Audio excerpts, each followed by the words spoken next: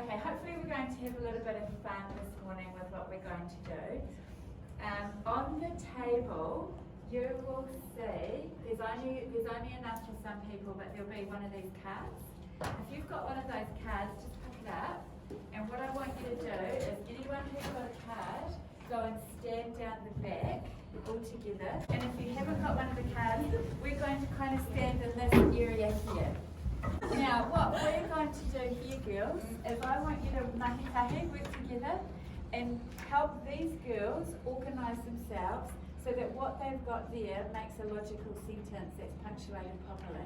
Okay, so you girls, I'm not participating, you're going to help. You're at the back. Work together. The moist. The moist.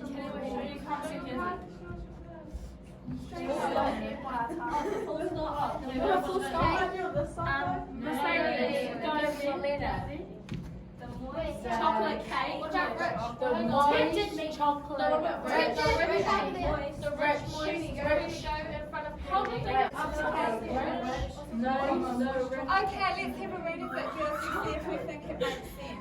Can someone read it out? The rich, moist chocolate cake tempted me, full stop. Alright, awesome. Okay, now we've got two more girls, but we've got two more words. So go over there, girls, if you've got, someone's got a word and someone's got a punctuation. Help these girls to figure out where to go. Yeah, that's better. And tempted. No. Oh, no. Rich. Should I go rich and moist. Oh, here we go. And chocolate. The rich, moist, and No, the rich and moist chocolate.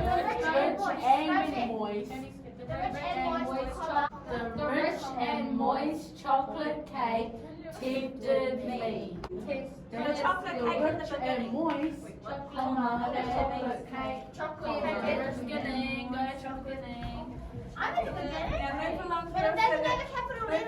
Chocolate cake, the. It doesn't have a capital The chocolate cake, rich and moist. The chocolate cake, comma. The chocolate cake. No. Put your comma. The chocolate cake. No, the chocolate cake. The rich and moist. Comma. Okay, let's stand in our line and see if we've got it. Right, someone write it down. Right, Rich and moist. Take it on, it does make sense. Oh, we could have said the rich chocolate cake. Rich and moist. Was rich and because it's like you can describe it without using. Nice working together, girls. So what you girls are going to do now is have a bit of a competition. So listen carefully to the rules of the competition, okay? On your tables, between your peers, you've got a card that's got 9 different ways that you can start a sentence. And there's a little example for each one.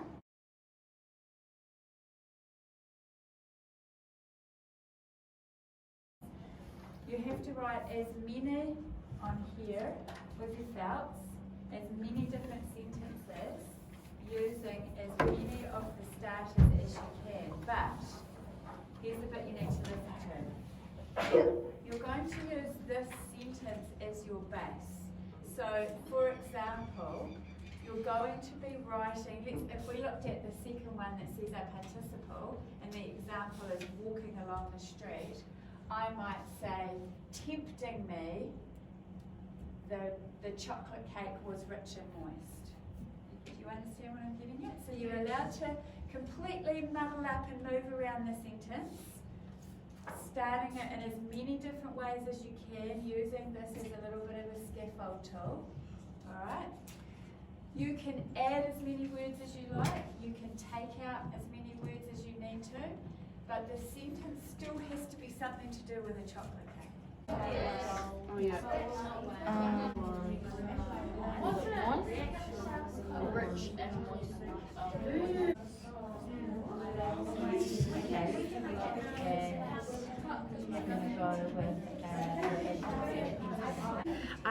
Okay, so we'll do a preposition. Have we done that one? Oh no, we haven't. We'll do this one. Something rich and moist chocolate cake. Quickly. Okay, we've got 5 seconds left, girls. 2, who won the competition, I just want you girls to have a look and see how much, and you're all the same, look how much you can write in 7 minutes. It's quite remarkable, isn't it? Look how much you can write in 7 minutes. You're all pretty amazing writers, aren't you? Yeah, high five. I think that's well in order. Okay, so hands up if you and your partnership got more than 3 sentences. Ka pai, every single one in the room. How about if you got more than 5? Okay, more than 6? 7? 8? 9? How many did you two get? 10. Well done. Good. Okay, that's not the end of the competition. Okay. So you girls won phase 1. Phase 2 is about the best sentence. So you know when you're writing, is it necessarily about writing the most? No. What is it about? The information. The best, the information, the way you say it. What does it have to do to the reader? Make them say wow. Yeah, make them say wow, hook them in, make them want to read it, make them interested. So here's the next phase of the competition. You've all got on your tables 1 strip. What I want you and your partner to do now is we are going to figure out the best sentence in the room, and that will be the overall winner of the morning, okay? So what you need to do as a partnership now, I'm going to give you 5 minutes for this because it actually takes a lot of time to recraft and ensure that you've got that best sentence. So what you're going to do is have a look at all the sentences that you've written, choose the one that you think is the best, and then you may even edit that one sentence to make it even more incredible than it already is. When you think you have made your one sentence the most engaging for your audience that it can possibly be, you're going to write it on this strip, okay? Wait, how do we make that one better? Because you said don't start off with da because it was like boring. And no, that doesn't make sense. Hold on.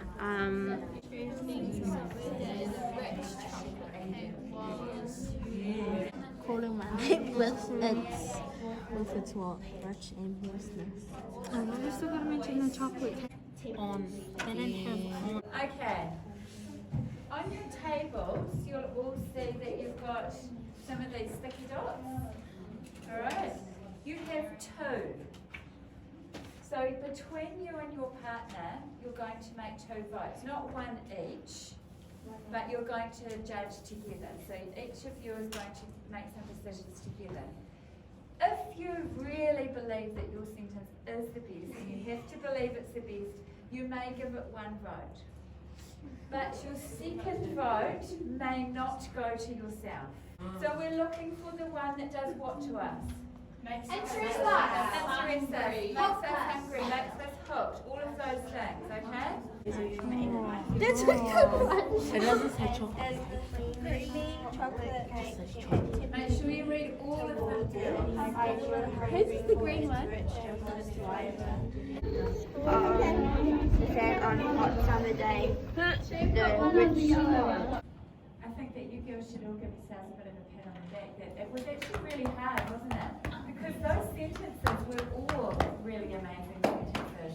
And this one got 3 votes, but there were several 2s as well. Okay, so don't feel disheartened if this isn't your one.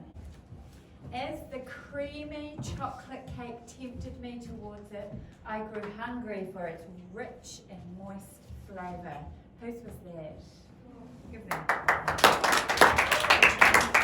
Okay, what I'm going to do is write this one up on the board, and with you and your partner, I want you to have a talk about what do you think are the features of this sentence that actually made it get a lot of votes. Okay, what are some of those words that you think hooked you in? Because definitely some of those words hooked me in.